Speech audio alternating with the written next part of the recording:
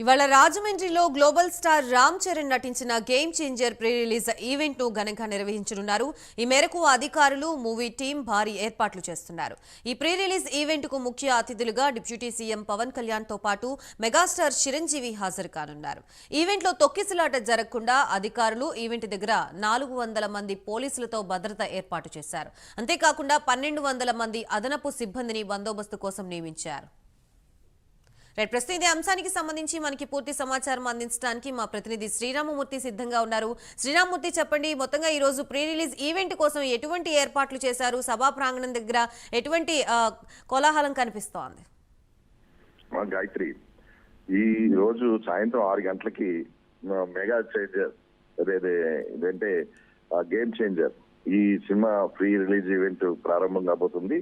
ఇందుకోసం ఇప్పటికే రామ్ చరణ్ మధ్యాహ్నం ఇక్కడికి చేరుకోబోతున్నారు. అలాగే AP deputy CM Pawan Kalyan ముఖ్య అతిథిగా హాజరు కాబోతున్నారు.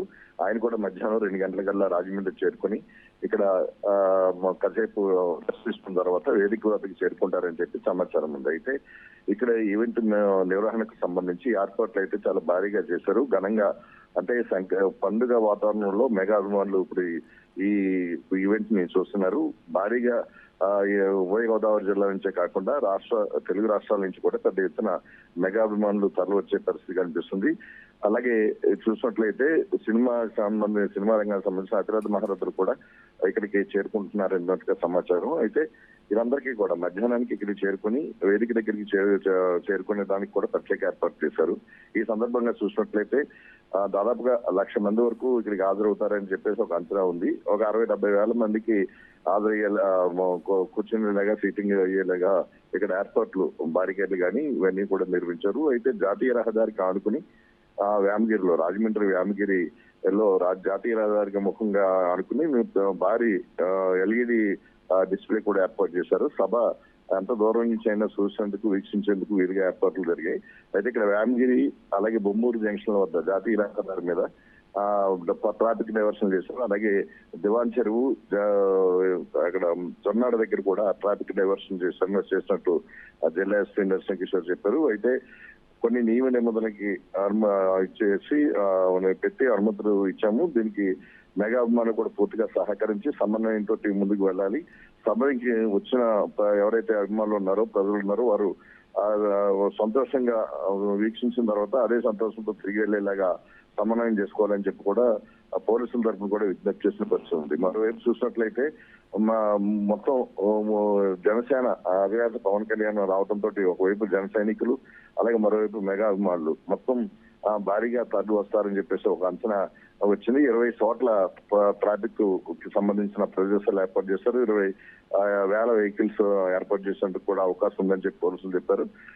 అదేవిధంగా కొన్ని స్క్రీన్ కూడా దూరంగా ఏర్పాటు చేసి ఈ ఈవెంట్ ను చూసేందుకు కూడా ఏర్పాట్లు చేస్తున్నారు. ఏదైనా ఏర్పాట్లన్నీ తుది దశకు చేరుకున్నాయి. మధ్యాహ్నానికి సౌండ్ సిస్టమ్ అంతా కూడా సాంకేతికత అంతా కూడా సిద్ధమవుతుందని చెప్పేసి జే మీడియా చైర్మన్ నరేంద్ర పేర్కొన్న పరిస్థితి ఉంది.